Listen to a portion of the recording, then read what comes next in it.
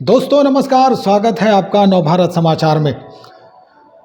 राज्य में जब से महागठबंधन की सरकार बनी है तब से सियासी गलियारे में कमोबेश बयानबाजी और व्यंग का जो बाण है लगातार चलते जा रहा है।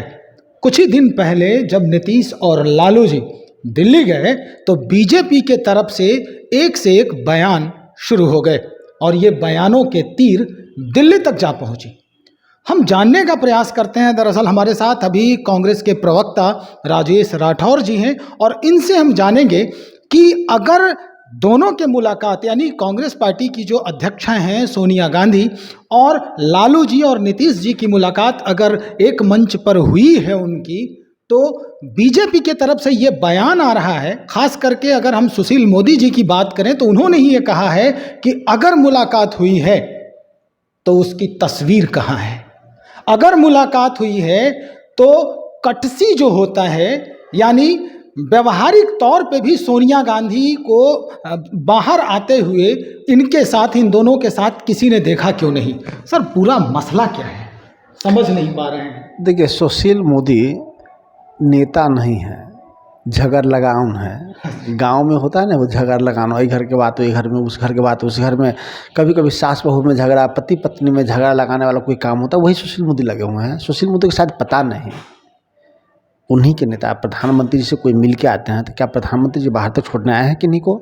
सोनिया गांधी जी से तमाम नेता मिलते रहे हैं, बड़ी आदर के साथ मिलते हैं, सम्मान के साथ मिलते हैं। सोनिया गांधी जी भी आदरपूर्वक बात करती हैं और अपने दहलीज तक छोड़ती हैं जहां कोई कैमरामैन नहीं होता है। दिखावा तो भारतीय जनता पार्टी और नरेंद्र मोदी जी करते हैं। जब अपनी भी माँ से मिलते हैं तो कैमरामैन को साथ लेके जाते हैं, कोई सामने आता है तो हटा देते हैं। पार्लियामेंट में भी किसी से मिलते हैं तो कैमरामैन से फोटो अच्छा है इसलिए हम सिक्योरिटी तक को हटा देते हैं। तो फोटो खिंचाने का शौक उनके नेता को है, नरेंद्र मोदी जी को।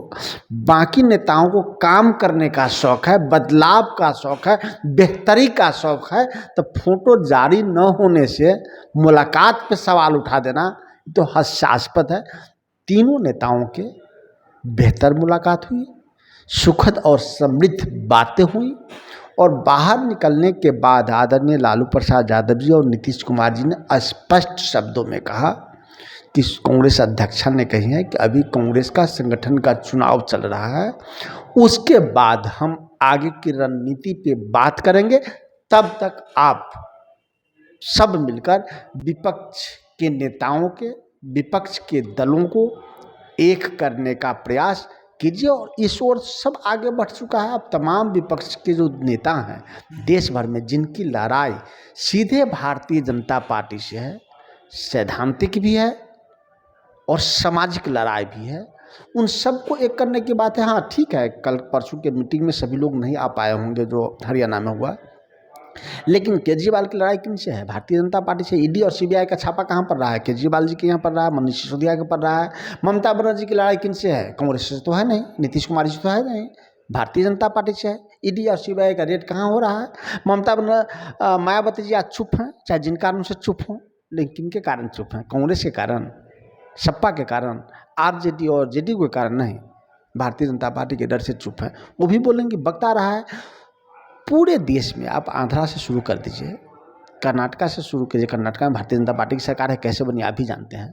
तमिलनाडु में उनकी सरकार नहीं है, बिहार में उनकी सरकार नहीं है, छत्तीसगढ़ में उनकी सरकार नहीं है, राजस्थान में उनकी सरकार नहीं है, दिल्ली में उनकी सरकार नहीं है, पंजाब में उनकी सरकार नहीं है, झारखंड में उनकी सरकार नहीं है, बंगाल में उनकी सरकार नहीं है। तो सरकार है कहाँ? कुछ राज्यों में है, जिन दबाव के कारण सरकार बना लेते हैं। तो जनता के दबाव से बड़ा ईडी और सीबीआई का दबाव नहीं होता है। इससे बड़े बड़े दबाव अंग्रेज़ों का था, जनता ने उसे दुरुस्त कर दिया।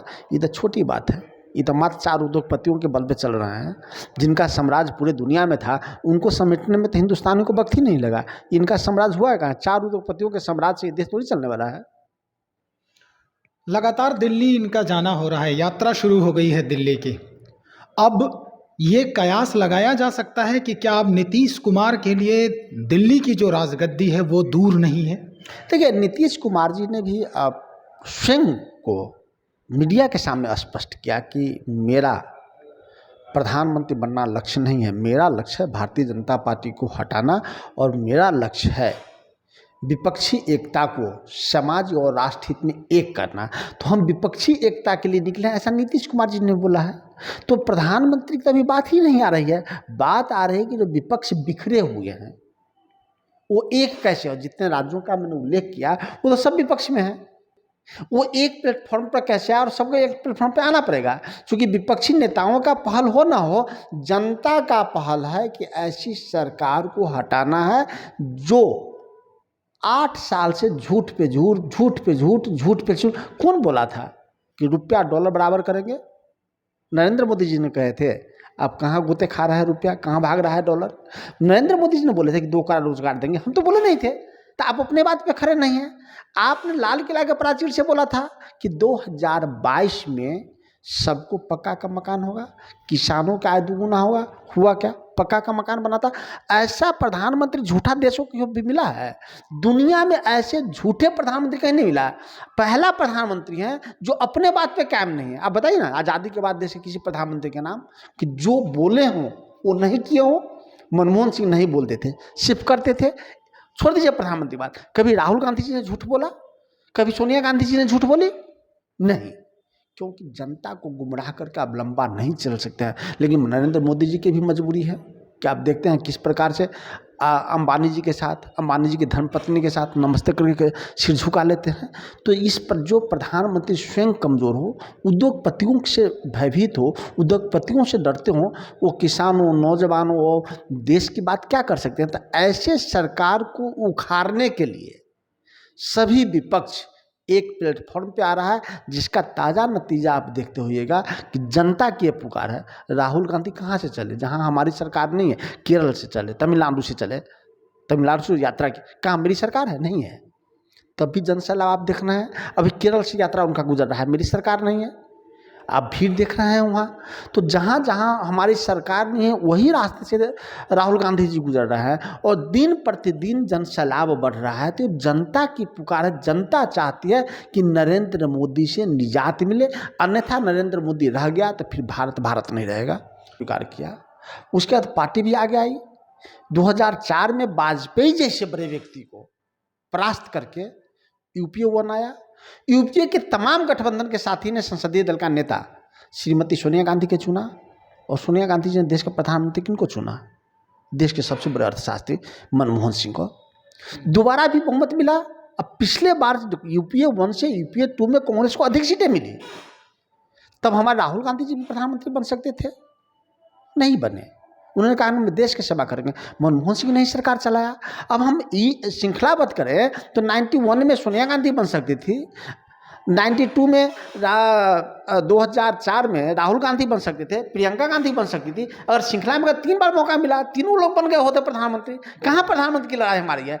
3 बार में सोनिया गांधी, प्रियंका गांधी, राहुल गांधी सब प्रधानमंत्री बन गए होते। तो सोनिया गांधी, राहुल गांधी, प्रियंका गांधी को प्रधानमंत्री बनने का लक्ष्य नहीं है। उस घर में तो पूरा प्रधानमंत्री ही देख रहा है। उनके पूर्वज जिस प्रकार से देश की सेवा कर रहे थे, अपने तमाम संपत्ति को दान करके, आज भी उस घर में सभी सदस्यों का एकमात्र उद्देश्य है कि देश के लोगों की सेवा हम कैसे करें, और सेवा जो करता है उसका चर्चा होता है। कहाँ भारतीय जनता पार्टी के लोग कह रहे हैं कि हम लड़ाई हमको नरसिम्हा राव जी से है, हमारी लड़ाई मनमोहन सिंह से है। लड़ाई वो किनसे कह रहे हैं?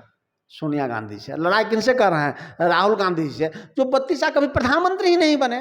नेहरू परिवार के आखिरी प्रधानमंत्री राजीव जी हुए, जो 91 के बाद 89 के बाद कोई दूसरा नहीं हुआ।